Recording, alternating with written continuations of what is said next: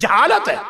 اب یہ کتاب ہے امام تاج الدین السبکی الشافعی کی، طبقات الشافعیت الکبریٰ، معروف کتاب ہے۔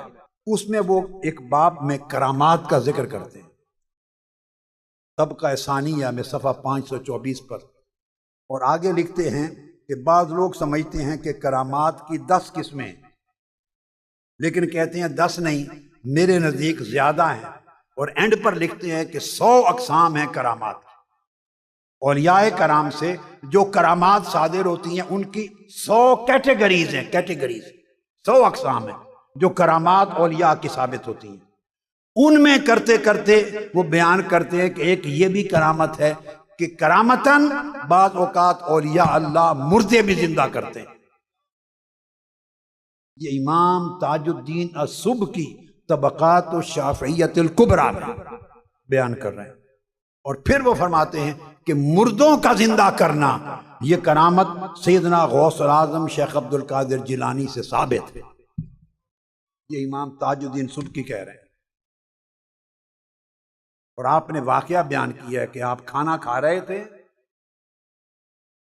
مرغا تھا، اس کی ہڈیاں رکھ رہے تھے، جب فارغ ہوئے کھانے سے ہڈیاں جمع ہو گئیں تو آپ نے ان ہڈیوں کو کہا قمی باذن اللہ الذی یحیی العظام وہی رمیم، اٹھو اللہ کے حکم سے کھڑی ہو جاؤ، جو مردوں کو زندہ کرتا ہے۔ فقامت دجاجۃ سویہ، مرغی زندہ ہو کے کھڑی ہو گئی۔ اب عام تاثر یہ دیا گیا ہے کہ شاید ایسی باتیں پاکستان اور انڈیا کے لوگوں نے گھڑ لی ہیں۔ یہ بھائی امام تاج الدین سبکی طبقات و شافعیت الکبریٰ میں بیان کر، اور مردوں کا زندہ کرنا علامہ ابن تیمیہ نے بھی بیان کیا مجموع الفتاویٰ کے اندر۔ عموماً سلف صالحین اور صحابہ و تابعین سے علامہ ابن تیمیہ نے کہا کہ احیاء موتیٰ، مردوں کو زندہ کرنے کی کرامت حق ہے۔ یہ علامہ ابن تیمیہ ان کے مجموع الفتاویٰ میں ہے۔ اب آپ کہاں جائیں گے؟ سوائے اس کے کوئی وجہ نہیں کہ پڑھائی نہیں ہے کتابوں کی، ذخیرے ہیں علم کے، کبھی کھول کے دیکھا ہی نہیں۔ اسی طرح پھر آپ نے اور کرامات بیان کی، مردوں کا کلام کرنا، یہ بھی وہ کہتے ہیں کہ شیخ عبد القادر جیلانی کی کرامات میں سے ہے، مردوں کا کلام کرنا۔ اور باقی بیمار یا مفلوج کا صحت یاب ہو کے کھڑا ہو جانا، پھر ان کو بیان کیا۔ پھر امام جلال الدین سیوطی نے، آپ دیکھیے کوئی ایک نام میں نے غیر معروف نہیں لیا، جس کو شغف علم ہے وہ ان ہستیوں کے مقام و مرتبہ کو جانتا۔ اب امام جلال الدین سیوطی سے بھاگ کر کہاں جائیں گے آپ؟ امام ابن حجر اسقلانی سے بھاگ کر کہاں جائیں گے؟ علامہ ابن تیمیہ سے بھاگ کر کہاں جائیں گے؟ امام ابن رجب حنبلی سے بھاگ کر کہاں جائیں گے؟ یہ سارے یہ اعتقاد رکھتے ہیں۔ امام جلال الدین سیوطی بیان کرتے ہیں،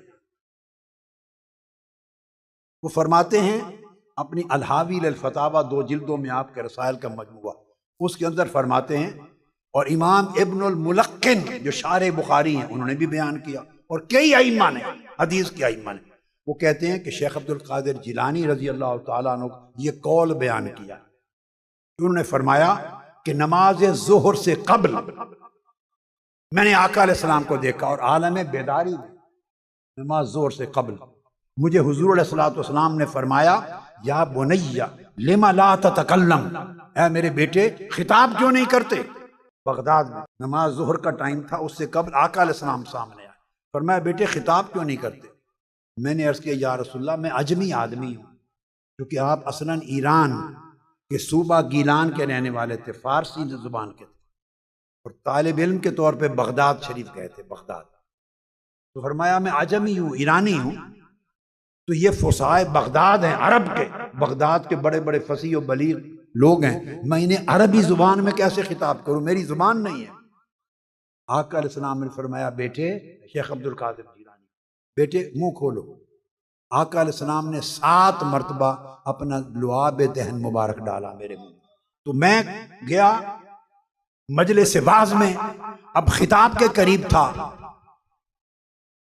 تو وہاں سیدنا مولا علی المرتضیٰ سامنے آ گئے۔ نماز ظہر کے بعد، ظہر سے قبل آقا علیہ السلام، اور نماز ظہر کے بعد خطاب سے پہلے سیدنا علی المرتضیٰ رضی اللہ تعالی عنہ، انہوں نے پھر فرمایا کہ بیٹے منہ کھولو. میں نے منہ کھولا، آپ نے 6 مرتبہ اپنا لعاب دہن میرے منہ میں ڈالا. میں نے عرض کیا حضور آپ نے 6 مرتبہ کیوں ڈالا ہے؟ لما لا تکملها 7، 7ویں مرتبہ کیوں نہیں ڈالا جیسے آقا علیہ السلام نے ڈالا تھا؟ فرمایا قال ادبا مع رسول اللہ، حضور علیہ السلام کے ادب کی وجہ سے. آقا علیہ السلام کے ادب، انہوں نے 7 مرتبہ ڈالا ہے، میں عدد کو کم رکھنا چاہتا ہوں. یہ امام جلال الدین سیوطی بیان کرتے